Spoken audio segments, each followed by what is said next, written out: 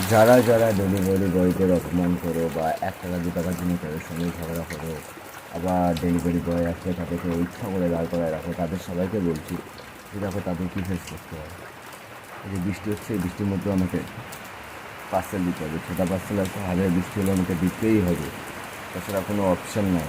হাজার রোদ পড়ুক, হাজার শরীর খারাপ হোক, ছুটি নাই কোনো, কাজ করতে হবে, দিতে হবে, করতে হবে, ব্যাস না। আদার্স যে কোনো তুমি কাজে যাও, সব কাজে তুমি ছুটি পাবা, আরাম পাবা, সব কিছু পাবা, বাট ডেলিভারি কাজে না ছুটি পাবা না কিচ্ছু। খালি কাজ করো করো করো, সপ্তাহে 7 দিন, বছরে 365 দিন কাজ করো। খুব রেয়ারলি ছুটি পাওয়া যায়, তাও জোর জবরদস্তি করে। আমার কয়েকদিন ধরে হাঁটতে পারতেছি না, বমি করেছি, তাও আমার কোনো ছুটি নেই, ব্যাস কাজ করতে হবে। তাই তাদেরকে একটু রেসপেক্ট করো, শেখো। আর আমি সরকারের কাছে অনুরোধ করি যে তাদের জন্য কোনো সুবিধা বার করো, যাতে তারা তাদের কাজটা একটু সুবিধাই হতে পারে।